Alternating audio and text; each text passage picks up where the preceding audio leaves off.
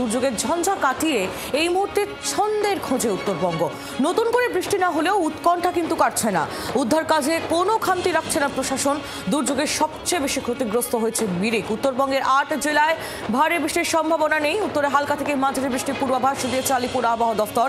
তবে দফায় দফায় জল ছাড়া হচ্ছে তিস্তা ব্যারেজ থেকে, যার জেরে বন্যা পরিস্থিতি আরও খারাপ হওয়ার সম্ভাবনা বা যে আশঙ্কা তা কিন্তু উড়িয়ে দেওয়া যাচ্ছে না। তারই মধ্যে উত্তরবঙ্গে পৌঁছে গিয়েছেন মুখ্যমন্ত্রী মমতা বন্দ্যোপাধ্যায়। গতকালই পৌঁছে গিয়েছেন তিনি, নাগরাকাটায় গিয়েছিলেন, তিনি হাসিমারায় গিয়েছিলেন। সেই অঞ্চল তিনি পরিদর্শন করেন, ত্রাণ কার্য ঠিকমতো চলছে কিনা তিনি খতিয়ে দেখেন। পাশাপাশি আজ মিরিকে যাবেন মুখ্যমন্ত্রী মমতা বন্দ্যোপাধ্যায়। গতকাল নাগরাকাটা হাসিমারায় তিনি যান, দুর্গতদের পাশে থাকার আশ্বাস দেন, দুর্যোগে মৃতদের পরিবার পিছু আর্থিক সাহায্যের ঘোষণা করেন এবং আজ তিনি মিরিকে যাচ্ছেন বলে খবর পাওয়া যাচ্ছে। আমাদের 3 প্রতিনিধি রয়েছেন আমাদের সঙ্গে শ্রেয়সী গঙ্গোপাধ্যায় রয়েছেন শিলিগুড়ি থেকে, নারায়ণ সিংহ রায় রয়েছেন আমাদের সঙ্গে বাগডোগরা থেকে এবং প্রদ্যুৎ দাস আমাদের প্রতিনিধি জলপাইগুড়ি থেকে রয়েছেন আমাদের সঙ্গে। আমি শুরুতে একটু শ্রেয়সীর কাছে যাবো। শ্রেয়সী, মুখ্যমন্ত্রী মমতা বন্দ্যোপাধ্যায় তিনি আজ মিরিক যাচ্ছেন বলে খবর পাওয়া যাচ্ছে, তার কি কর্মসূচি রয়েছে আজ?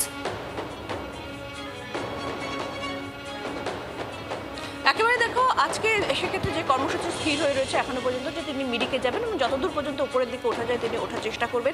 এবং সেক্ষেত্রে সেই অংশে মূলত যেহেতু গভর্নমেন্টের এখন মেন ফোকাস হচ্ছে, এটা হচ্ছে ত্রাণ এবং পুনর্বাসন, এই দুটো যেহেতু মেন ফোকাস, ফলে সেই কাজগুলো এই ত্রাণ এবং পুনর্বাসন সংক্রান্ত যে নির্দেশ তিনি ইতিমধ্যেই কলকাতা থাকতে তিনি একেবারে অনলাইন বৈঠক করে দিয়েছিলেন, কাজে তো সেই কাজগুলো কতটা এগোচ্ছে, কীভাবে এগোচ্ছে, সেই সামগ্রিক সমস্ত কিছু কিন্তু মুখ্যমন্ত্রী তিনি আজকে নিজে খতিয়ে দেখবেন, সরজমিনে এলাকায় খতিয়ে দেখবেন তিনি গিয়ে। এবং পাশাপাশি আমরা যেটা নাগরাকাটায় দেখেছিলাম যে ক্ষেত্রে সরকারের তরফে আর্থিকভাবে যে সাহায্য করা, অর্থাৎ আর্থিকভাবে সাহায্য করে 5 লক্ষ টাকা যে সাহায্যের কথা মুখ্যমন্ত্রী তিনি কলকাতা এয়ারপোর্টে ঘোষণা করেছিলেন, আমরা নাগরাকাটায় দেখেছিলাম সেই 5 লক্ষ টাকার যে চেক, সেই চেক গতকাল মুখ্যমন্ত্রী তিনি সেক্ষেত্রে যে সমস্ত পরিবাররা তাদের প্রিয়জনদের হারিয়েছেন তাদের কাছে তিনি তুলে দিয়েছেন। কাজে তো সেরকম কিন্তু এক্ষেত্রে মিরিকেও কিন্তু সেই বিষয়টা হওয়ার একটা কথা রয়েছে। ফলে প্রথম কাজ হচ্ছে, যেটা জানা যাচ্ছে যে মুখ্যমন্ত্রী তিনি এলাকায় যাবেন, গোটা এলাকায় তিনি সরজমিনে দেখবেন এবং এই সাধারণ মানুষের সঙ্গে, অর্থাৎ সেখানে যারা একেবারে দুর্দশাগ্রস্ত যারা মানুষ রয়েছেন তাদের সঙ্গে তিনি কথা বলবেন। এবং পাশাপাশি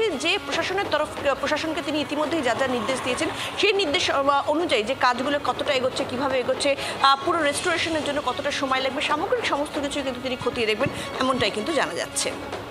একেবারে শ্রেয়সী, ধন্যবাদ তোমায়, তুমি নজর রাখো। শ্রেয়সী গঙ্গোপাধ্যায় আমাদের প্রতিনিধি ছিলেন সরাসরি আমাদের সঙ্গে শিলিগুড়ি থেকে। আর এবার আমরা একটু নারায়ণের কাছে যাই। নারায়ণ বাগডোগরা থেকে আমাদের সঙ্গে রয়েছেন নারায়ণ সিংহ রায়। নারায়ণ, ঠিক কি পরিস্থিতি এই মুহূর্তে বাগডোগরা, তুমি যেখানে রয়েছো? দুর্যোগের ঝঞ্ঝা কাটিয়ে ছন্দের খোঁজে এই মুহূর্তে উত্তরবঙ্গ আমরা জানি, সেক্ষেত্রে আজ সকাল সকাল কি ছবি তুমি দেখতে পাচ্ছ এখন?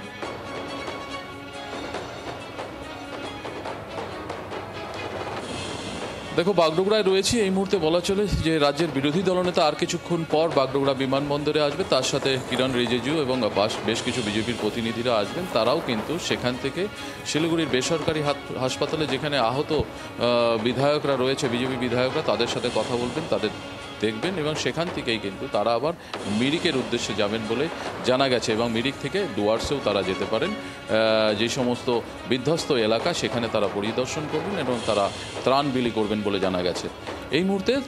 তার পাশাপাশি বলে রাখি যে দুধিয়া যেখানে মেন ঘটনাস্থল, মিরিকের যেই ঘটনাস্থল, ব্রিজ ভেঙে গেছে, সেখানে কিন্তু পূর্ত দপ্তরের থেকে হিউম্যান পাইপ দিয়ে একটি ব্রিজের পাশ দিয়ে একটি ব্রিজ বানানোর মানুষের যাতায়াতের জন্য চেষ্টা করছে। পাশাপাশি সেন্ট্রাল গভর্নমেন্টের তরফ থেকে, অর্থাৎ সেনাদের তরফ থেকেও কিন্তু বেলি ব্রিজ বানানোর চেষ্টা চলছে। সব মিলিয়ে দুপক্ষ থেকেই ব্রিজ বানানোর চেষ্টা চলছে সেখানে।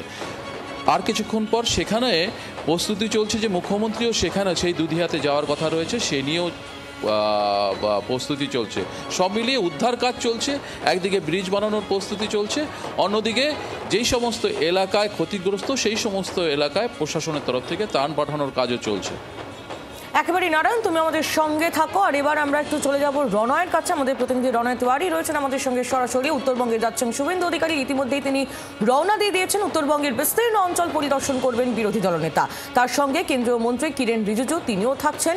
হাসপাতালে ভর্তি আক্রান্ত সাংসদ এবং বিধায়কের সঙ্গে দেখা করবেন তারা, এই খবর এখনো অবধি পাওয়া যাচ্ছে।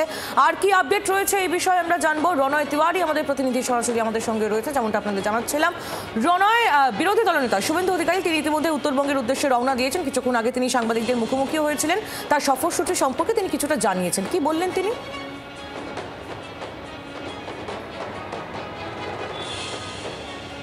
দেখো, তিনি রওনা দিয়েছেন আর কিছুক্ষণের মধ্যেই তার ফ্লাইট ছাড়বে এবং সেখানে কেন্দ্রীয় মন্ত্রী কিরণ রিজিজু তিনিও থাকবেন। মূলত যেখানে ক্ষতি হয়েছে, যে সমস্ত এলাকা ক্ষতিগ্রস্ত হয়েছে বা যারা প্রাণ হারিয়েছেন বা যারা এখনও নিখোঁজ, তাদের পরিবারের সঙ্গে কথা বলবেন।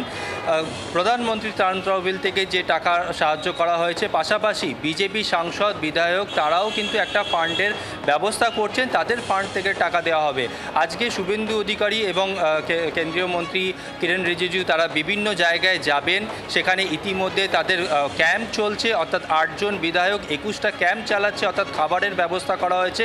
শুধু তাই নয়, একই সঙ্গে গতকাল বিজেপি সাংসদকে যেভাবে রক্তাক্ত করা হয়েছে তারও তীব্র প্রতিবাদ জানিয়েছেন বিরোধী দলনেতা শুভেন্দু অধিকারী। তিনি বলছেন যে ত্রাণ দিতে সবাই যেতে পারে, এখানে তো কোনো ব্যাপার নয়, যে কোনো রাজনৈতিক দল যেতে পারে, সেখানে কেন এই ধরনের হামলা করা হলো সেই প্রশ্ন কিন্তু তিনি তুলেছেন। একই সঙ্গে তিনি বলছেন যে আজকে তিনি যাবেন, বিজেপি সাংসদকে দেখা করতে যাবেন, তার যে মেডিকেল টিম তাদের সঙ্গেও কথা বলবেন এবং আগামীকাল 18 খাই বলে একটি জায়গা রয়েছে, সেখানেও কিন্তু শুভেন্দু অধিকারী যাবেন। এবং পাশাপাশি তিনি এও জানিয়েছেন এখনও পর্যন্ত এই ঘটনায়, অর্থাৎ বিজেপি সাংসদ বিজেপি বিধায়ককে যেভাবে মারধর করা হয়েছে সেই ঘটনায় এখনও পর্যন্ত কাউকেই গ্রেপ্তার করতে পারেনি পুলিশ।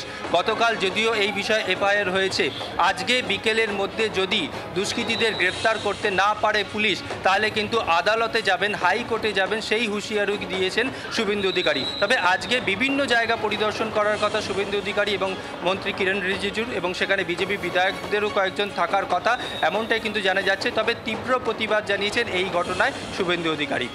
একেবারে রওনায় তুমি আমাদের সঙ্গে থাকো, আপনাদের শোনাবো উত্তরবঙ্গ রওনা হওয়ার আগে কলকাতা বিমানবন্দরে রাজ্যের বিরোধী দলনেতা শুভেন্দু অধিকারী ঠিক কি বলেছেন তিনি।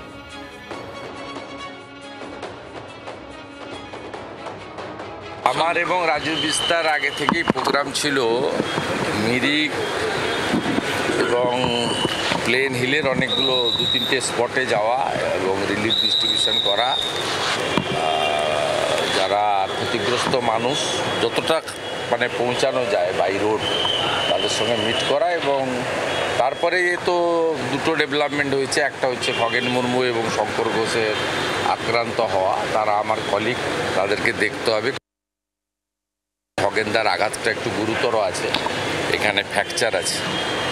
খগেনদার ওখানে মেডিকেল টিম যেটা ডাক্তাররা করছে তাদের সঙ্গে একটা মিটিং করব। বাংলার আওয়াজ, বাঙালির আবেগ, জি 24 ঘন্টা।